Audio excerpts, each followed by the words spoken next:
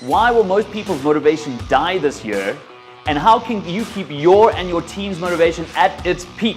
And what does this candy floss have to do with any of it? Well, follow me, I want to show you something. You see, one of the problems is that a lot of companies, they try to hold these big events where they want to rile everyone up and get them really excited. Everyone's motivation might land up looking a lot like this candy floss over here, all big and inflated. You share a really cool vision and everyone gets excited, and you share a strategy and a plan to get it and everyone gets even more excited. You even have a motivational speaker come in, and by this stage people are frothing at the mouth. They are so excited. You know, their motivation is big and fluffy like this candy floss over here, but our motivation has to kind of weather the storm of life. You know, it goes through all the elements that life has to offer. And the thing is that life is full of distractions, it's full of challenges, it's full of things that put a dampener on things, right? I mean, you know how it goes, comes a week or two later, it could be a month or two later, and it's almost as if the motivation wasn't there. It's like nothing has changed at all. Well, listen, if this has ever happened to you, don't worry, because you're in great company. I want to show you something through this door here. Let me tell you that I've worked with businesses in 30 countries. Everyone seems to have this challenge. So what is the solution? That's what I want to share with you here today. Well, probably you've heard before people saying you have to have self-motivation, and that's great, but perhaps no one's ever explained to you exactly how self-motivation works. And I want to share with you right now a new way to think about self-motivation.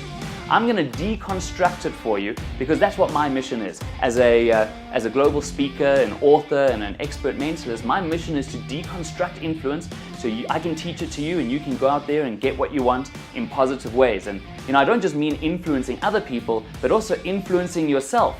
Self-motivation is really the ability to influence yourself in times where where most people would lose motivation. So how do we do that? Well, I'm going to deconstruct self-motivation for you, or should I say self-influence, into 3 spheres over here.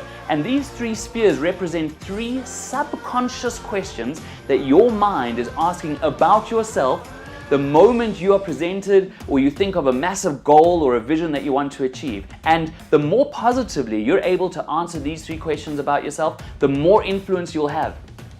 And the faster you're able to answer these 3 questions about yourself positively, the faster you'll be able to create that motivation.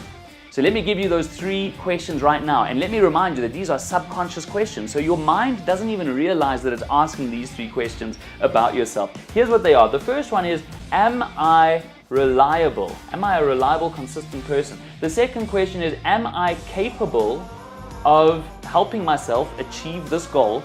And the third one is, do I care about myself? Am I reliable? Am I capable of helping myself? And do I care about myself? And it's right in the middle of these 3, where all these 3 are answered positively. This is where we get that unbelievable self-motivation. Let me tell you something, and what I'm going to tell you now is what really kills most people's motivation.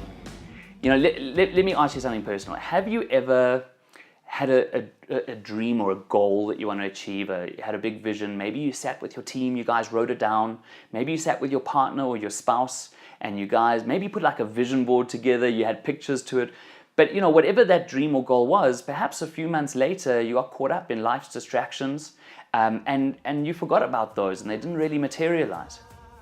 Well, let me share a secret with you. When we have an amazing dream, an amazing vision, or just a goal for work, for life, it's extremely painful for your mind to think about that goal if your mind doesn't fully buy in to the idea that you can achieve it. You see, if you have a really great goal, but you're not behaving in a reliable, consistent way, taking consistent action, then it's difficult for your mind to really feel and believe that you're a reliable person. And so it won't truly believe that you can achieve that goal.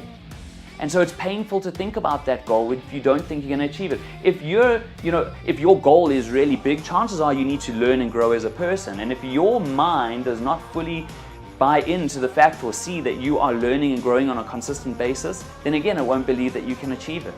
And if you don't practice self-care, if you don't have a healthy relationship with yourself and with yourself in relation to success and failure, then you'll always be held down by self-doubt and self-limiting beliefs. If you ever feel motivated and then you lose your motivation, chances are at one point you believed that you could achieve that goal, you believed that you were reliable, capable, and you cared enough to achieve it, but now one of those or more of those are now not being answered positively. So the question then is, can you form answers to these three questions? Are there shortcuts to form answers to these three questions? The answer is absolutely yes.